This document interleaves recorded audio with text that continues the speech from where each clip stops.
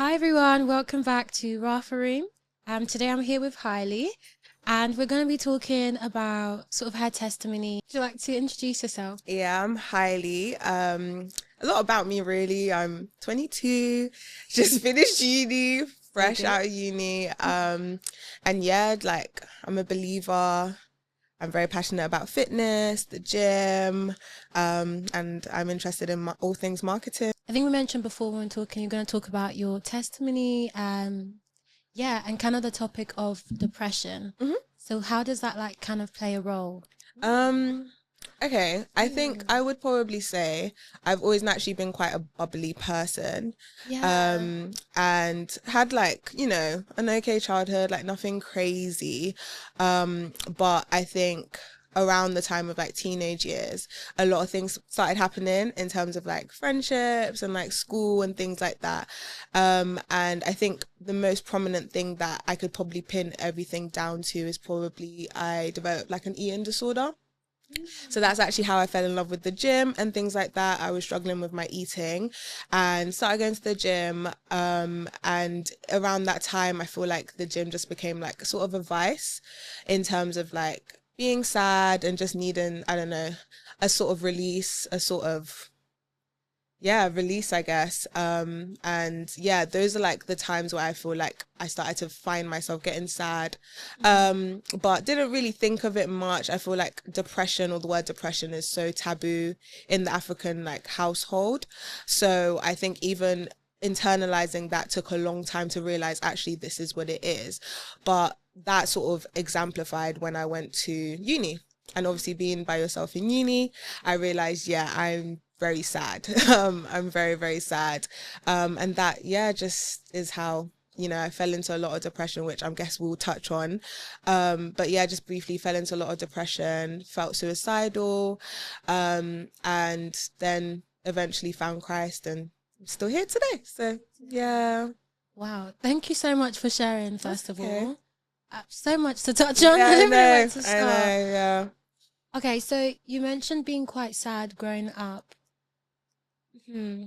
I guess that kind of like my question is, well, first of all, you spoke about the African community and how that was like taboo and hmm stuff like that. Did you hmm feel like there was like help around or yeah? Definitely not.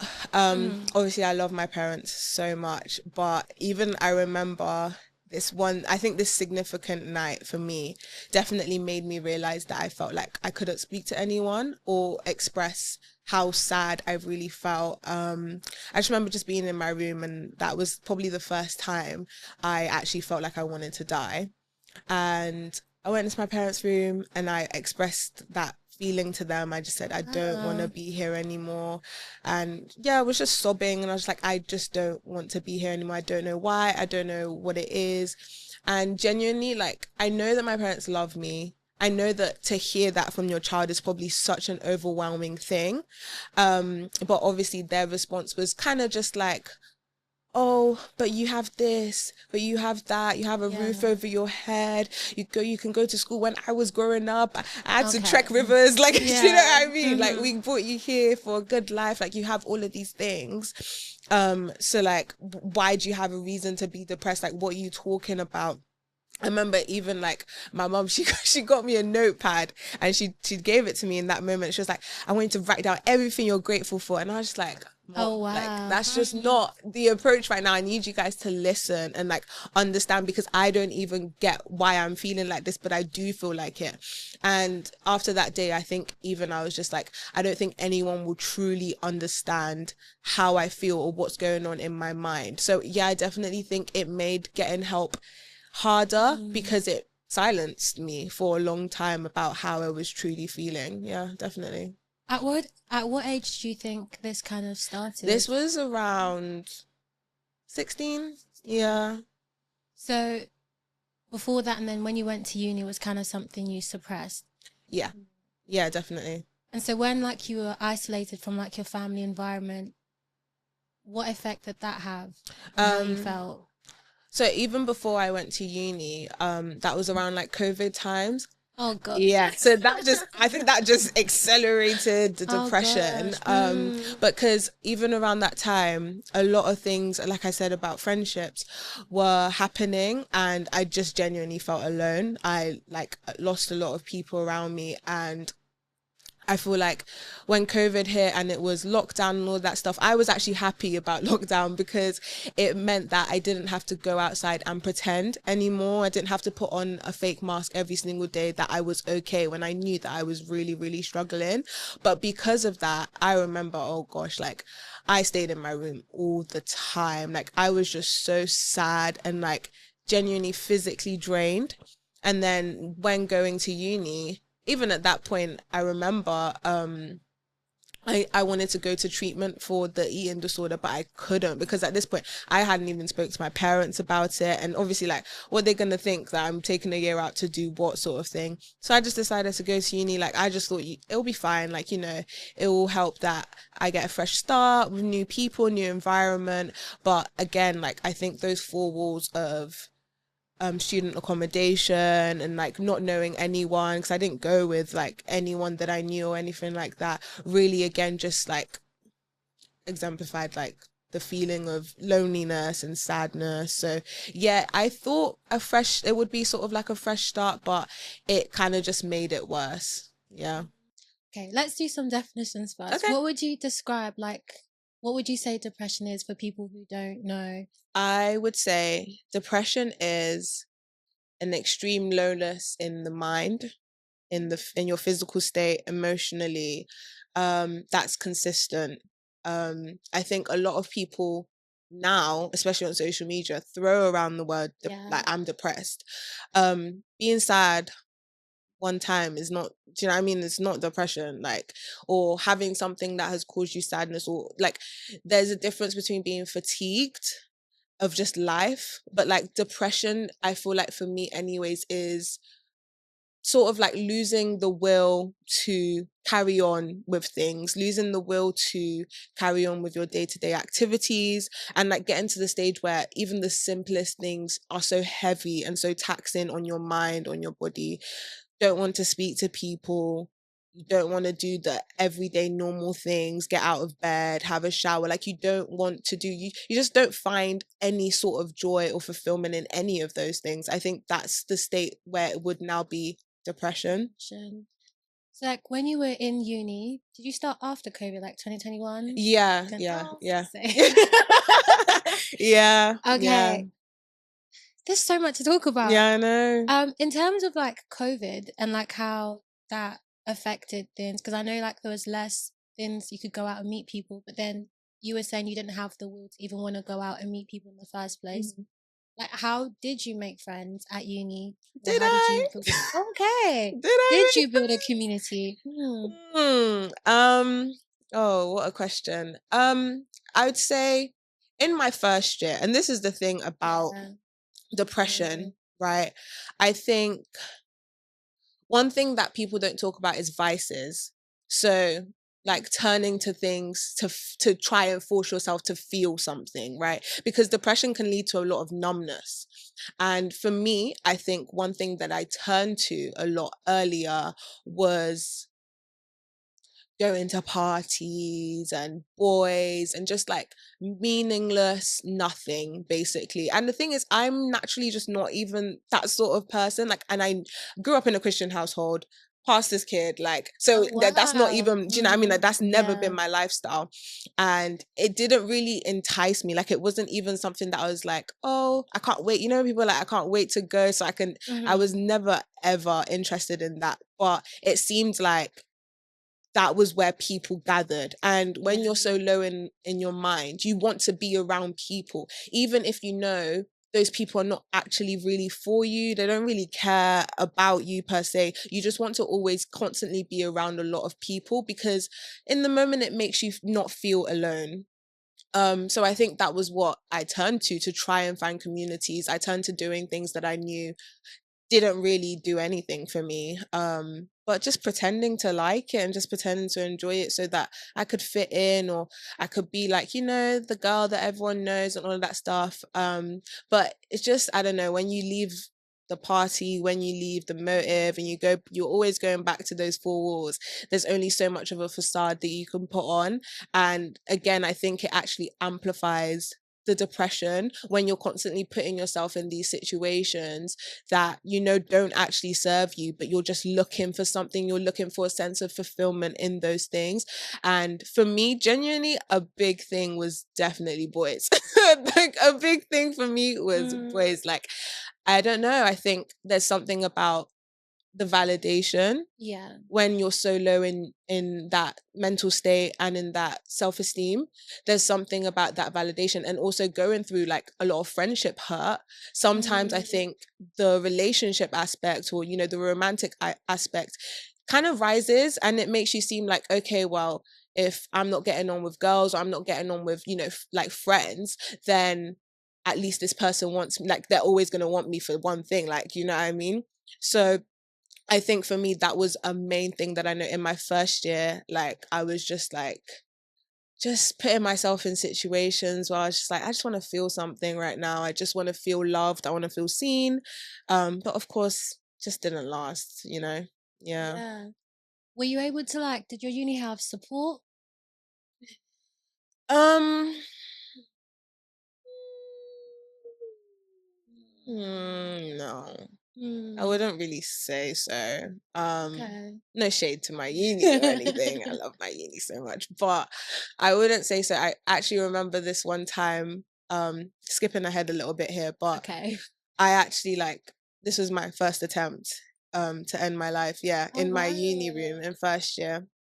And um out of the little friends I remember this one friend, and we're still friends to this day. Like, he's a real one for real. I don't know, I guess, like, again, Holy Spirit probably, but he just sensed that something was wrong. I hadn't spoke to anyone for like a good 3-4 days at this point, hadn't come out of my room, and I was just sat on my floor, and like the lights were off, and I was just crying. I was like, God, I do not want to be here anymore. And I was just like ready to really just end my life, right? And then next thing I know, I'm hearing doom, doom, doom, banging on my door. I'm like, what the heck?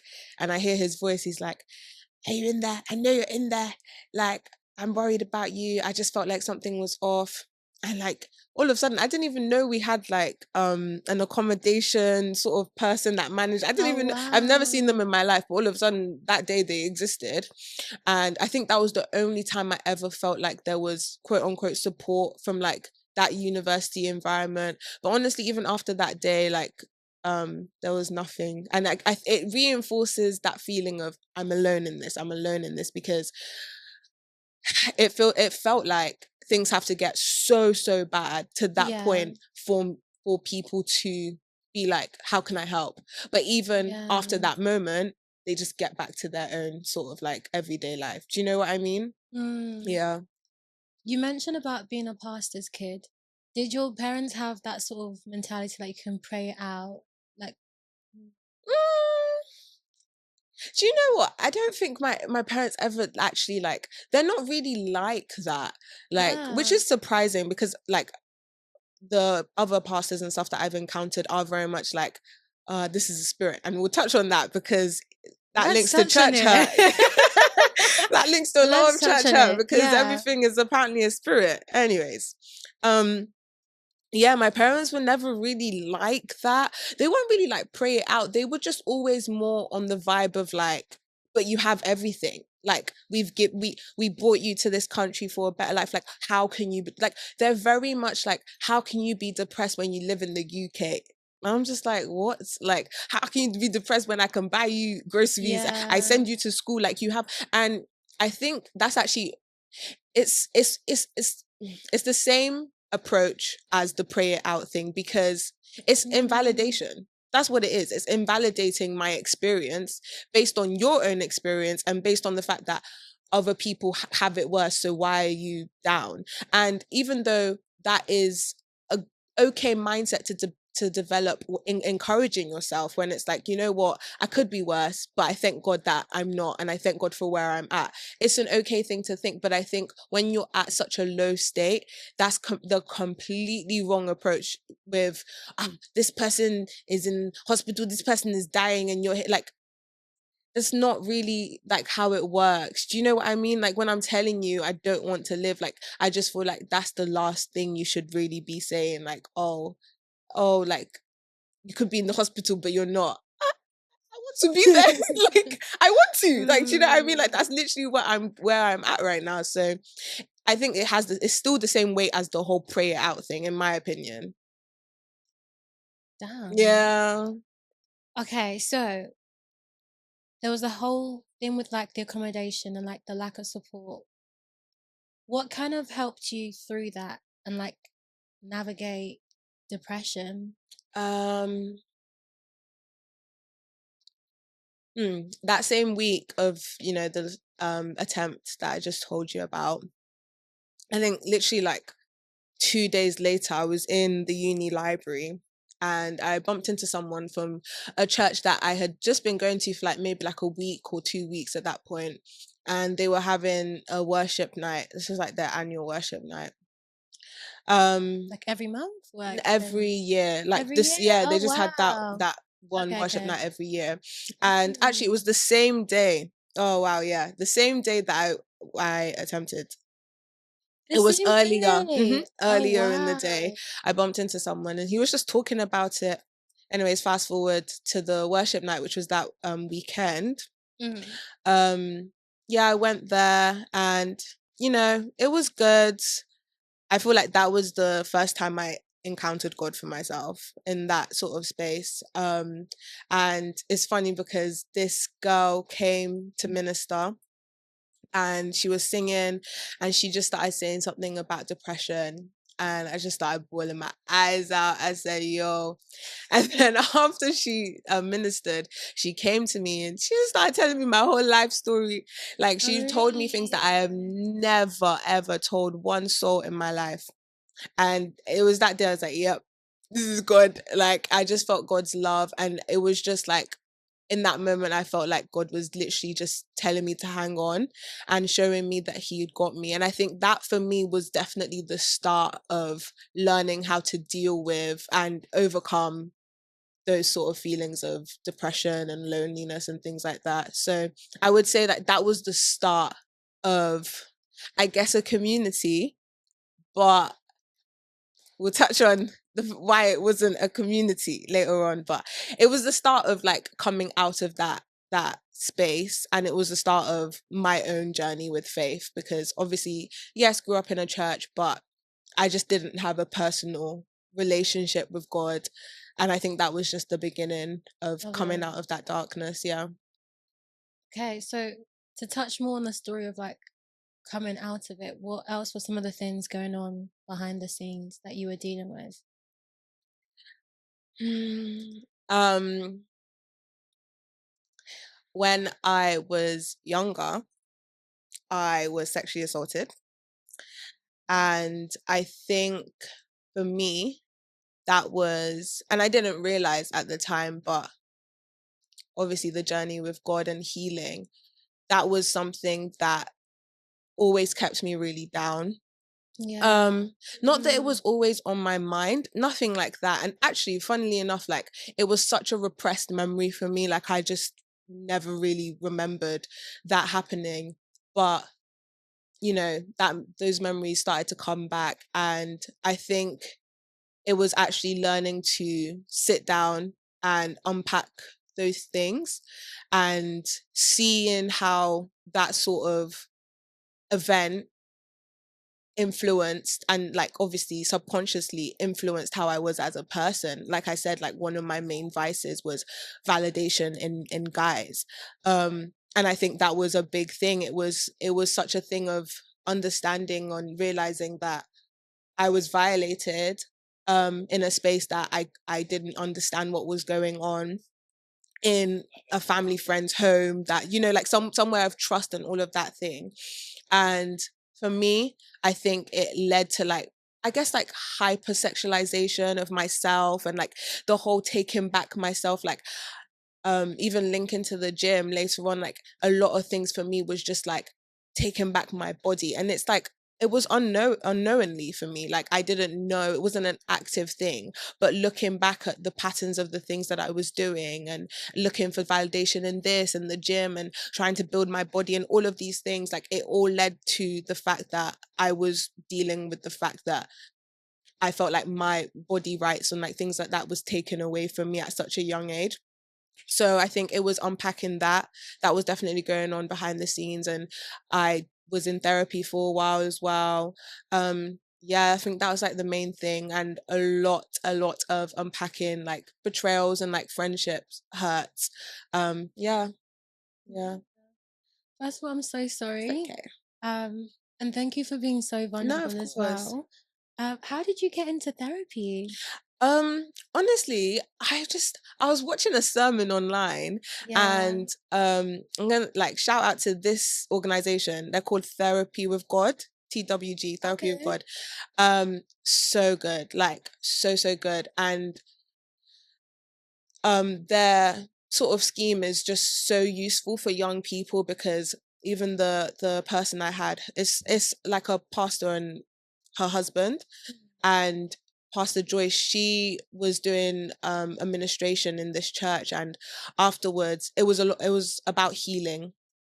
And I remember just watching it and I was just crying. And after, she was just saying like, this is the organization we do, reach out to them. And I just reached out and I was like, I don't have money. I'm a student and I'm struggling, but I know that I need someone to speak to, and I need it to obviously be like faith based. I need it to be, I don't want what psychology books tell me. I don't want all of that. I want it to be a journey of healing with God.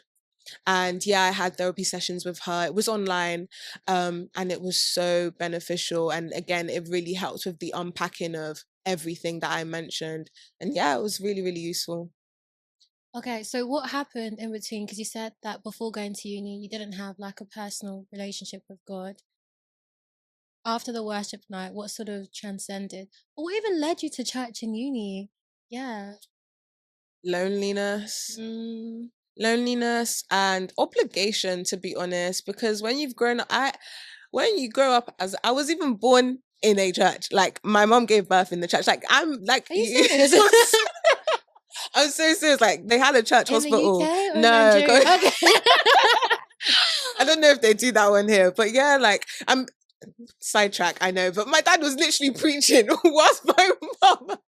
Oh, And I literally called him. I was wow. like, Dad, you weren't even there for my birth. He's like, yeah, I had to preach. Oh, Yeah, wow. yeah. So like, I'm proper. Like that's what I'm saying. Like Wow. churches, it was an obligation for me. Like the reason we even moved in the UK was because my dad got sent here to start a new church.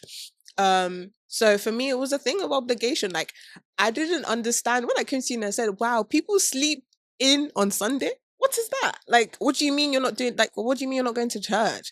So it was just a thing of obligation, to be honest. Like, I have to be in church. It doesn't mean that I understood what I was doing fully, or I knew God, but I mean, like, yeah, it's good to have parents that force you to go to church every Sunday, because it does become a routine. And it's better to be there than anywhere else. Do you know what I mean? So it was just that seed from childhood. Yeah. Okay, so you moved to uni and then you started going to church. But at this point, this was before the worship night. It hadn't really. Yeah. I was Yeah. kind of going to different churches. Okay. Yeah, I was going to different churches. The worship night was like this new church that I started going to. And it's funny because on the like literally the first day that I went, they made me start serving. Yeah. Okay. So that's actually, I think that's actually the real reason I stayed at that church, Stayed because you're because they seven. were just like, yeah, you make content, so you're going to be on the media team. I said, oh, Oh, wow. okay. How did they know you made Yeah, content? they just, Okay. yeah. Mm-hmm. they just Mm-hmm. yeah, How did they know? they just knew. Mm-hmm. Yeah. But this is when I was making gym Gym content. content. Oh, wow. Yeah, Mm. yeah, yeah, yeah, yeah. So that was, yeah, I just got roped into the media team. Yeah. Okay, so then fast forward to the worship night. And then what happened after that? So after the worship night, I think the girl that ministered, that spoke to me, she handed me over to one of like the leaders of the because the church has like a separate youth sort of like church within the church, I Yeah. guess, like fellowship. Mm. So she handed me to one of the leaders, and I guess we kind of developed sort of like a mentorship relationship. And I think one day I just like reached out to her and I was like, "Can we meet up?" And I just sat in a coffee shop with her, and I was just telling her my whole life story. And then I think that was just the start of like a sense of community for me. And yeah, that's why I just kept going to the fellowship. And I think for me, I was definitely still battling with depression Yeah. around that time, but it felt good to feel like I was needed somewhere with the serving. And it felt good to just have somewhere to go every week. You know, it was literally just like an extracurricular sort of thing. But it felt good to have somewhere to go that I knew that, okay, at least on this day every single week I get to not be in these four walls, and I get to Mm. just be outside, and it wouldn't be something like partying that was draining me. It was something that was actually starting to edify me. So yeah. I think one of the things I find difficult is when people say, once you've encountered God, you stop being depressed. And yeah, Not what do true. you think? What do you think about that? That's not true at all. Yeah, No, it's not true. um, the Bible literally says we have to renew our minds, right? Like yeah, it's a constant daily thing. And I think this is something that I actually battled with, and it ties into a lot of church hurt for me because even like I said, like there's this whole thing, especially in African church, about the spirit of depression. And when you're delivered, that's it. Like everyone yeah. just like you're meant to, like, why are you not happy? Or like, what's wrong with you? Sort of thing. Mm, And it's like, respectfully, that's not how God works. If you literally see like just people in general, it's like I used to think, yeah, I had an issue. Like I used to think that why am I not like healed? Or everyone's saying, oh, Jesus does this, Jesus does that. But I've come to realize like it's like everything else in life, it's a journey, it's a process, like it's a relationship for a reason. It's a two-way thing. It's not just God save me and then all of a sudden I wake up and like, like I'm okay. That's just not how it works. It is just a process. But I think people that say that, honestly, it's just a very ignorant thing to say because it's the same as everything else, like lust, like any other thing that you feel like is a battle of the mind. It's the same as everything else. It doesn't just go instantly. I know that some people might have that sort of like testimony where it's like I encountered God and like my life just like completely transformed overnight, but you still get tempted with those things. And that's the thing, I feel like depression is the same as any other temptation. It's the whispers in your mind, like it's all of those things. It's these things of these suggestions and all of these things. And it's not just a thing of, you have to learn how to battle those things. You have to learn how to fight against those things. You have to learn to build yourself in the word of God. And those things take time. So it is such an ignorant and insensitive thing to say, really, with, finding Christ and like, you're just meant to be happy and like, you're just meant to just, do you know what I mean? Like, it's a yeah, process. It's a yeah. process. Yeah. I think there's like the other side of it as well, where people are like, sorry I'm not scared. to get triggered. It's the sun. No, when they're like, oh, I've got like one thing I think you have said that I really like agree with is like I like how you're keeping it real, in terms of like how there's like this mask and this facade. And I think sometimes even as Christians who like maybe are going through depression, but just because you don't name it doesn't mean it's not what you're going through. Hmm. It's like all of like, the joy of the Lord is my strength. While that is true, like how are you doing, Yeah. Yeah. Yeah. Yeah. Because the joy of the Lord is your strength, but you're crying every night to sleep. Yeah. Like, and you're not telling anyone. So would you say like community was like a really big part?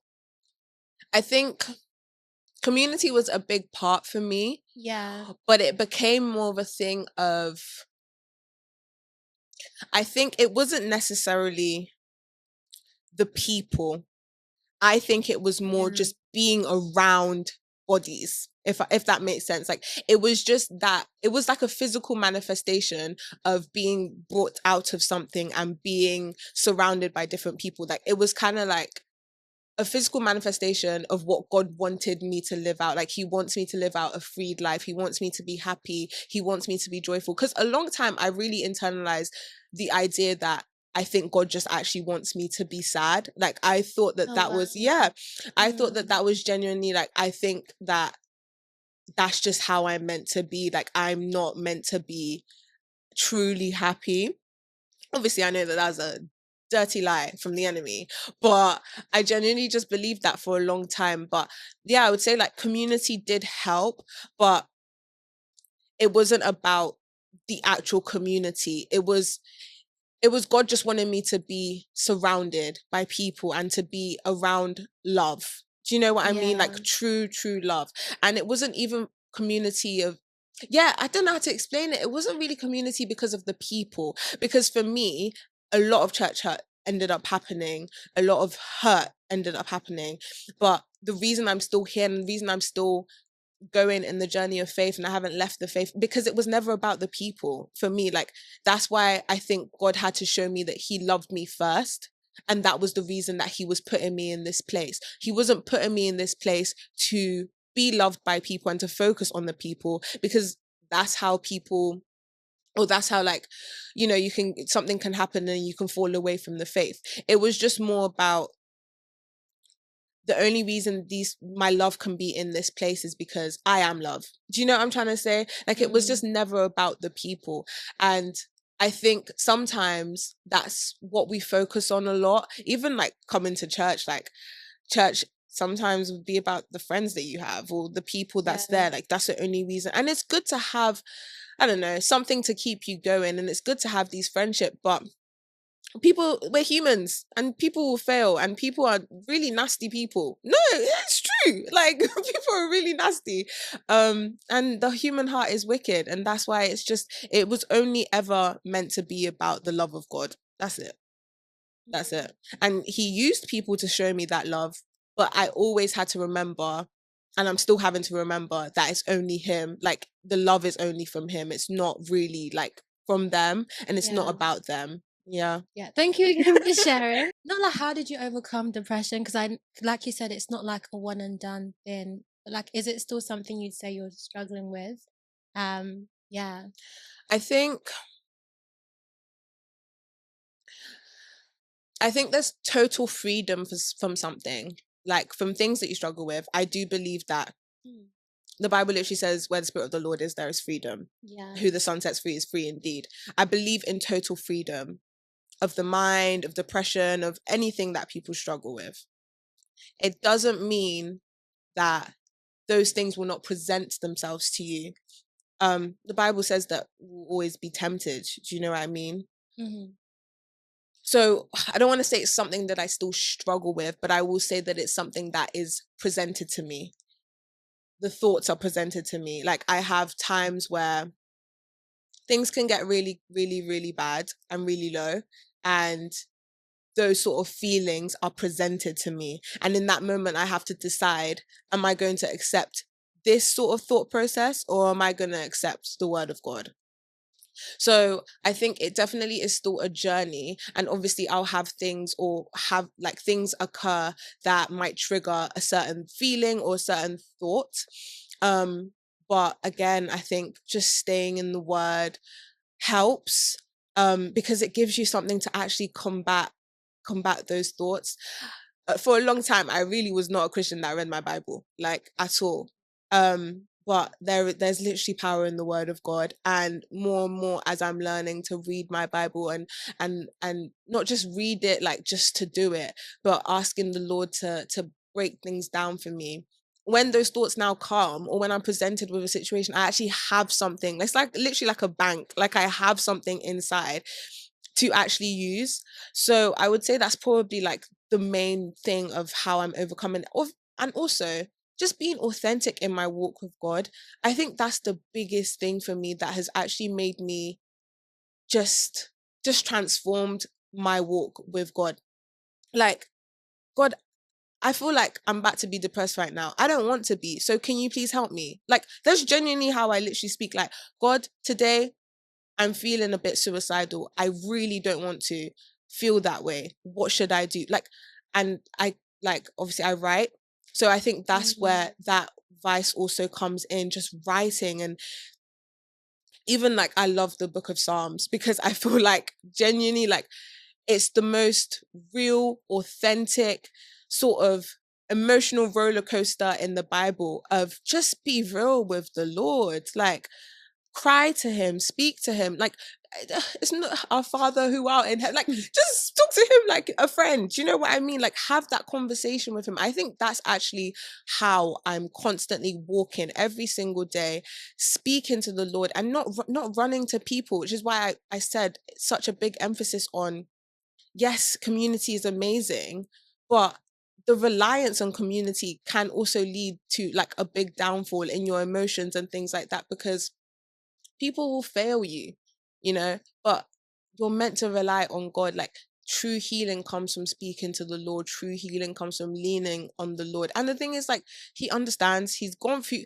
One thing I really deep was like, Jesus actually went through it. Like, everything that I actually feel like I go through, I'm like, it's just me. But when I deep, Jesus actually went through every single emotion you can imagine. And he did that for a reason, because he wanted us to understand that he understands. Do you know what I mean? So I think that's how I I guess journey with it.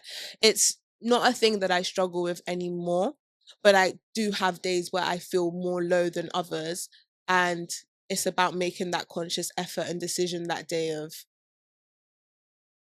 do I believe in the word of God, or am I going to believe in the lies in my mind? You know? Yeah, I think it's been quite interesting because you mentioned having God.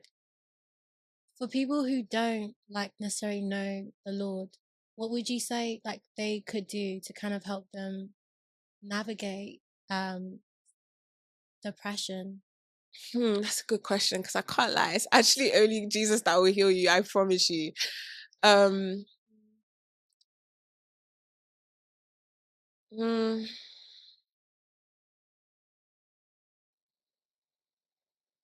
I think the first step would be probably again with the facade and just being completely honest and open with yourself.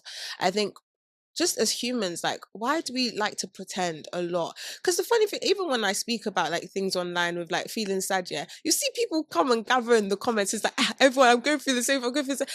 But when you're out and about, do your friends know you're going through this? Do you know what I mean? Yeah. Like, I'm like, so you relate, but everyone wants to go out and about with their lives like everything is perfectly fine. And it's not. And I think it's just that openness of being like, you know what, I'm not okay. And like, I need to own that and I need to deal with that.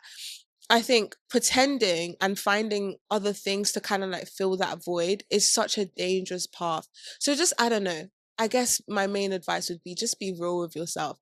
I'm a big advocate for writing. Write down everything, write all your emotions. Like, I don't know, there's just such a release when it comes to writing. There's like, once you start writing, oh my gosh, like you start to understand your mind a bit more as well. Just write down everything. Don't keep it bottled inside. Um, and honestly, I actually don't think I can give advice without speaking about God, because it, like, I don't know. I've tried everything. Like, I've tried to turn to so many. Thank God I didn't turn to drugs. That's the one thing. That's the one thing that I did not turn to. But honestly, I've tried everything, and it's all nothing. Like, nothing can truly help other than actually going back to the person who created you and asking for help. But I guess just in a general sense, getting someone to speak to. And sometimes that the best thing is actually a stranger, someone that doesn't know you, someone that is in a profession of therapy and psychology and all of those things, speaking to somebody, and yeah, going from there. Yeah. What were some things your church did well when you were navigating feelings of depression? Yeah. Well, it doesn't even have to be your church or like what churches did well. I know one thing you did mention about them having like therapy with God. That's Yeah, like, that was a good, yeah. It wasn't my church, but but yeah, yeah, that was a good thing. To be to be honest, this is one of my gripes, I guess, with churches. I feel like everyone wants to plaster, like, I understand mental health, or like, we get it, but like, I don't feel like there actually is a lot of things within the church community to actually cater to mental health. I feel like it becomes yeah, about deliverance, yeah, and after deliverance, it's we expect you to be okay now. Like, what's going on? I would say the church is very good. A lot of churches are very good at having events and doing a lot of worship nights and having things. So I think maybe that's one thing that was done well, in the sense of like always having something to do. Because one thing as well is it's actually good to keep your mind busy, and like it's good to keep yourself doing things that are edifying. So whether it was like evangelism in the week, or a Bible study session in the week, or whatever, I think that's one thing that was done well, especially in a space for young people that are in uni, and like just keeping them, I guess, out of trouble and on the right path. So yeah, just I guess like events and like spaces to do things. I mean, that's useful as well. It is a good thing, because it's good to have. I mean, like, think about it. The other alternative would have just been motives. Do you know what I mean? And those are things that fill you in the moment, but you just go back to feeling sad. So I think that would be something that is done well, because it takes a lot of effort as well to have things going on all the time in the church community. You know, it's a sacrificial thing. So maybe yeah, I'd go with that. Okay. Yeah. Well, like you like this one a bit more. No, what are you talking about? What do you think they could do? Like churches could do better then? Now I have to pretend to think. Oh Lord. Follow up. Follow up. Follow up. That's good. Follow up. I'm not talking about follow up because you want numbers in your church. Fair Okay. enough. I'm talking about follow up because you care. I'm talking about, one thing that I went through a lot was a lot of deliverance, like physically in the church. Yeah. And that, even just having a lack of understanding of what was going on, one thing that the church that I was in didn't want to do was help me to understand what was going on. It was all about, you're free now. God, I say you free. Let's be happy. Like, why? Like, be happy, be happy. What? Like, you're not teaching me what's happened. You're not actually trying to sit down to explain to me what's happened. You're just saying, the Lord has delivered you. Now you're free. Like, Did you okay. feel free? Did you feel No. different after all these No, deliverance things and stuff like that? Nope. I did not. I felt confused. I felt, to be honest, like alienated as well, because even like, again, growing up in church, but I had never experienced anything like that. That wasn't the type of things that happened in my own church. And I believe in deliverance. I believe in, you know, like these things are real, very much real. There are definitely spirits and all of these things that we can open ourselves to unknowingly.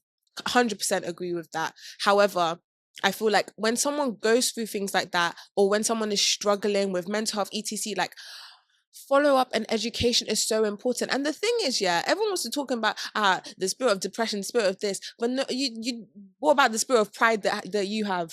Because it's actually prideful for you to not want to educate me, because the truth is, actually, you don't even know yourself. You don't understand mental health. That's the truth. That's why I feel like it's so easy for a lot of people to just say it's just the spirit, it's just the spirit.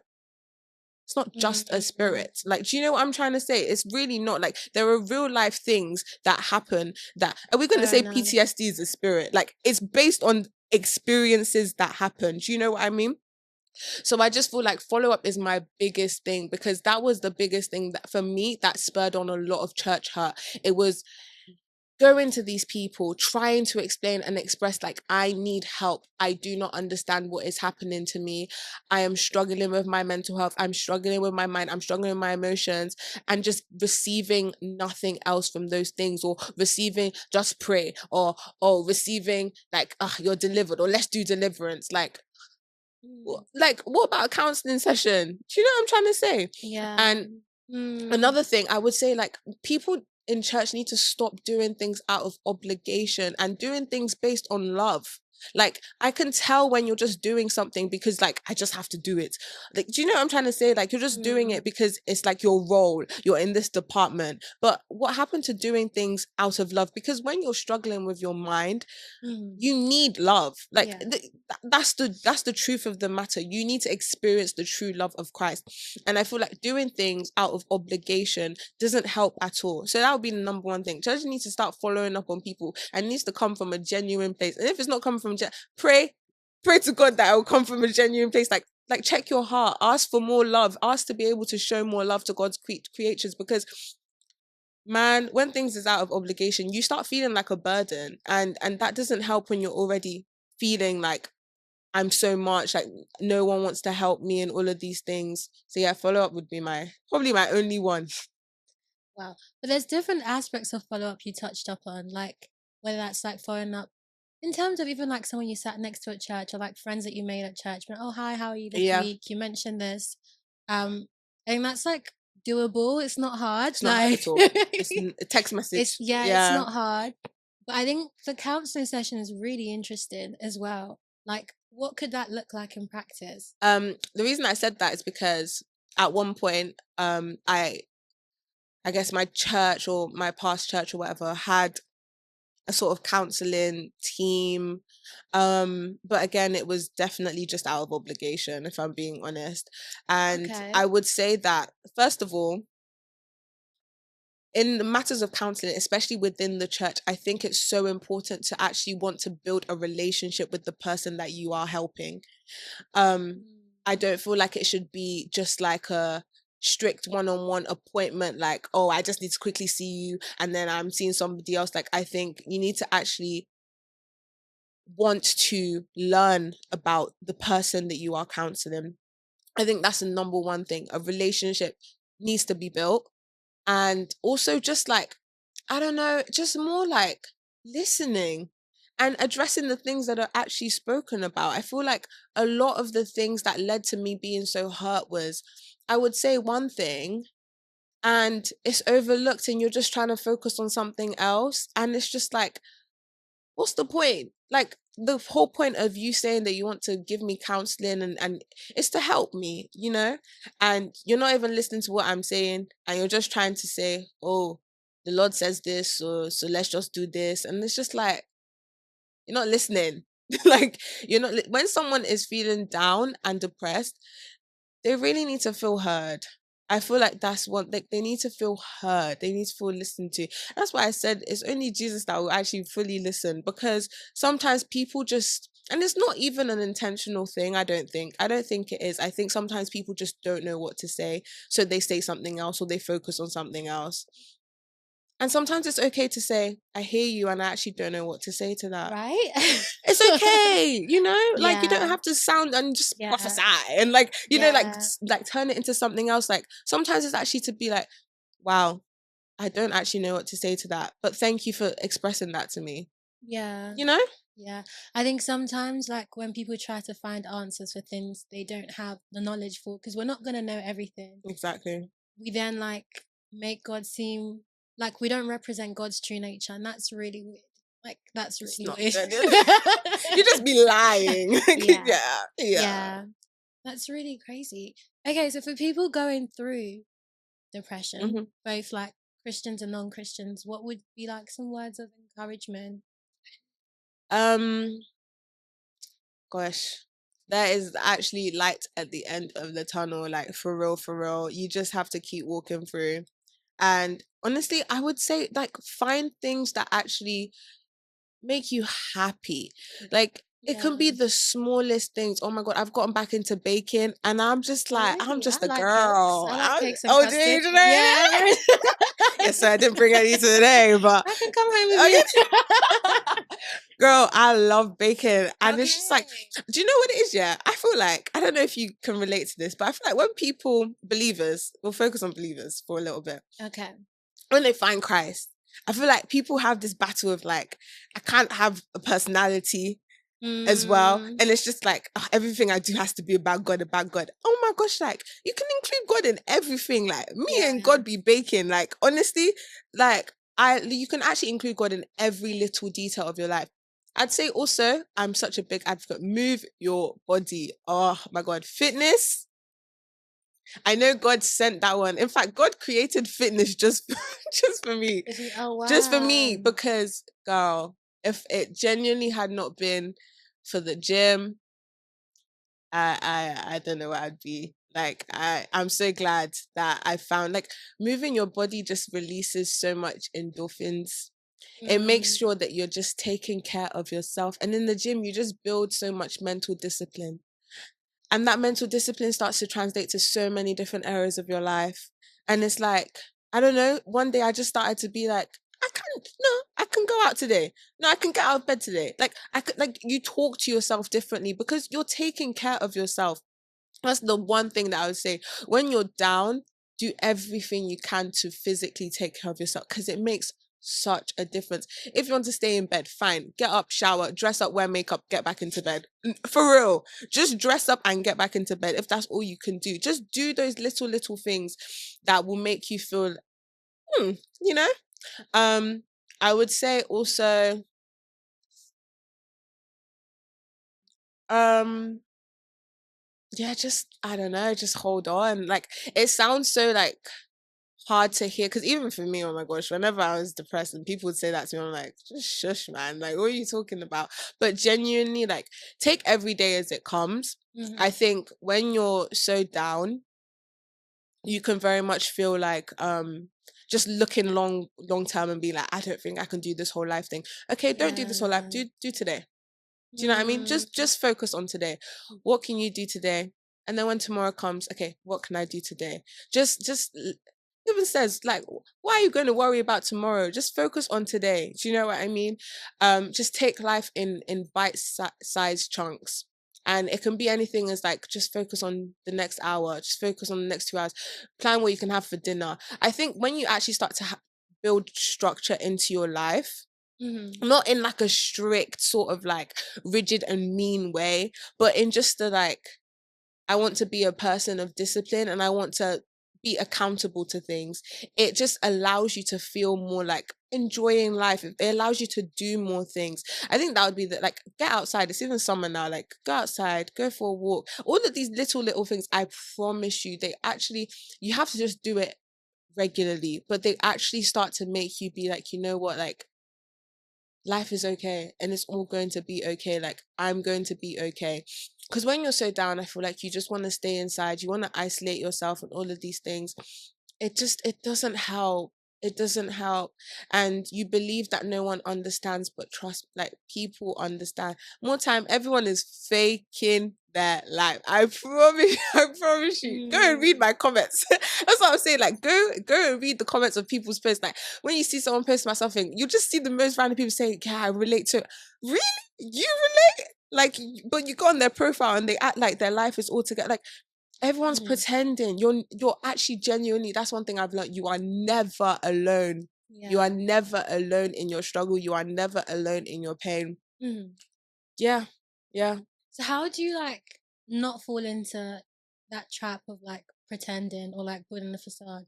Because like I think there's a thin line between doing things that like will lift up your mood, like going for a walk and baking, maybe even like moving your body. But how do you ensure you're not falling down that road of like I'm happy today even though I'm not, or like Like not just fake life, pretending. yeah, Yeah. pretending. Because you're just being real with yourself. I'm Okay. sad, but I'm gonna try and do something to make myself feel a bit better. But I'm still sad. Like it's just Mm, being real. Like you don't have fair to even enough. be like, oh my gosh, I'm so happy, and then deep down you're like, deep down Yeah. you're so sad. Like no, like I'm sad, and like when people ask, how are you doing? I'm not okay. But I don't want to talk about it right now. Or but I want to be okay right now. Like I'm trying to do something to make myself feel better. And that's all that matters. Like it's Mm, again that authenticity and just being honest with yourself. And I think just mm, accepting that the fact that you're not okay actually leads to you actually trying to be better because it allows mm, yourself to actually internalize and understand and process your emotions. Like, I'm not okay. Okay. Do I want to stay not okay?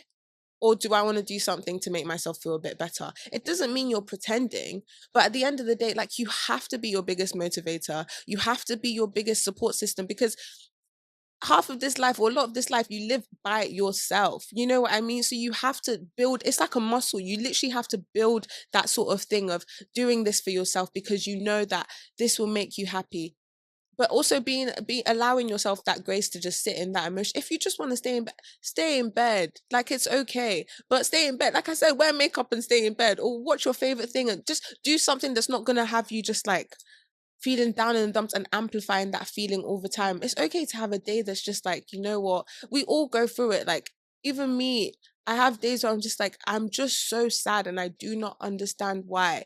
And I don't know how to get out of this right now. So I'll stay in bed, but I'll watch my wife and kids has gotten me through Oh, some. really? Yeah, Mm-hmm. I'll rewatch episodes and I'll be laughing about, and it's like, it's just the little things that will make me be like, okay, we'll go again tomorrow. Do you know what I mean? Yeah. Yeah. Wow. And like, say you are doing these things, like what can people do on the outside to prevent, and like say if you heard someone did try to like an attempt, what can we do to support someone going through that? 'Cause I don't know. Like I really don't know. Mm, Yeah.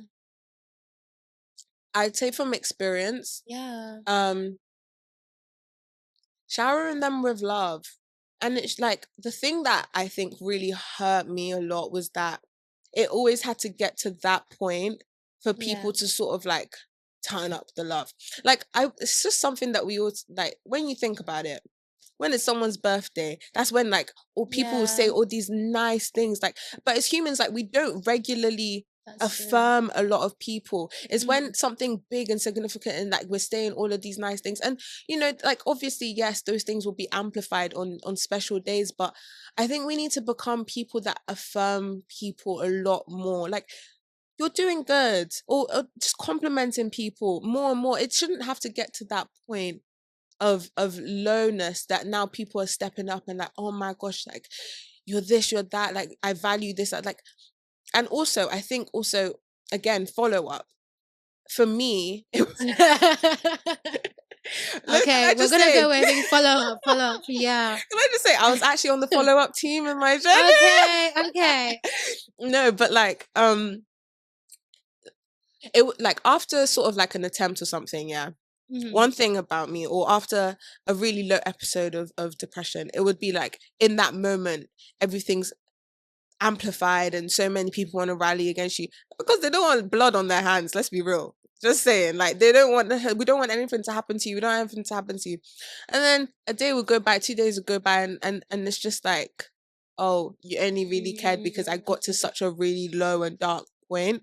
And it's just Mm, like, you should be able to form that habit of just check in and just be like honest with each other. And especially as Christians, like, I think that's just, it's just, I don't understand why we can't have those conversations of, girl, I wanted to kill myself yesterday. I need help. Like, I want to talk to you about it. Do you know what I mean? Or that something's happened, and checking in and being like, girl, how you feel? No, how you really feeling? Like, do you know what I mean? Like, yeah. creating those sort of environments of genuinely actually being able to have that open and honest conversation with each other. I think that that's just the first step. Again, even like unbelievers as well, just having that space of like genuine authenticity. Because the thing I just don't understand in friendships and stuff and in relationships with people is like, everyone just pretending to be okay. What's the point of having people in life then if you can't even, like, do you know what I Yeah. mean? If you can't genuinely pour out your emotions and to these people that you surround yourself, it should never be a thing of, you never knew that I was sad, or you never knew. Like, I don't Mm, understand that. How can you call yourselves best friends and all that, but you're only friends when you're happy? Like, or do you know what I mean? Like, or you're only friends when mm. you celebrate. That you should be people that rally as well when you are down, right? Yeah, I think it's really interesting you mentioned about the follow up, kind of like journeying and doing life with people. Exactly. Um, yeah, I think that definitely be a good one. Yeah. Yeah. Yeah. Yeah. Wow. Okay. Do you want to say a few words of encouragement, maybe to people going through? um, Yeah. what can I Can be say? like in a prayer form. Honestly, I know I've said it before, but like, reach out to someone Yeah. and genuinely, like, God's got you. Like, God understands. He sees. Like, I think through my journey, I had to experience God as Elroy, like the God that sees. But even in that sense, I feel like it's so much more than him just seeing you. Like, he sees your heart, he sees your mind, he sees he sees everything. And God genuinely cares about you. And every day that you wake up, oh, like, It's because he's just kept you.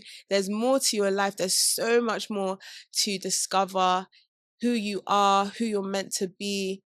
And honestly, like, I think one thing that I've learned is the things that we go through, like, will always, always, always have a purpose. And there will always be the glory of the Lord to be seen in the things that we've gone through. Like, even now, I'd say, like share your story, share what's going on in your mind. Like, if you feel like you have no one to go and open that camera on your phone. Because my thing is, yeah, people can come on TikTok and do dances. Like, if you feel like you actually have no one to speak to, open that camera. I promise you, one person will come and watch your video and be like, wow, I relate. Just share your story. Don't keep silent. The devil wants to silence you. Don't keep silence at all. There's strength in speaking. There's strength in sharing. There's strength. There's so much strength in vulnerability and openness. And yeah, like, I just pray that whatever whoever's watching, whatever you're going through, whether it's depression or feeling lonely, like, I pray that the Lord will just comfort you even in this very moment right now. And honestly, like, we will have tough days on this earth. Things are like, this economy. Things are so hard. Things are so hard. Um, but honestly, like, life with God is so much better without than life without Him. And yeah, like, your story is oh my gosh, God will really use whatever you're going through. He'll use it to be a big testimony. I'm a big testament of that. Everything that I've gone through, I have seen so much light in it. I have seen God use it again and again and again in conversation with people, just random people I meet every day. And it encourages them. And I just think, like, just finding purpose for your pain. I think it's a really important thing, that it's not meant for just you. Just so, even just asking God, like, God, why did I go through this? What can you use out of this? What can be birthed out of this? And I pray that you discovered that. And yeah, like, God has just got you, man. Like, you're not in this life alone. Every day you wake up, it is a blessing, and it is a reason to keep going, to keep going, because a lot of people actually sleep, and they don't, wake up. But you're still here for a reason. So use that pain, turn it into purpose, and lean on God. And yeah, that's my prayer, that you'll just continue to lean on God, not your Amen. own understanding. Amen. Yeah, man.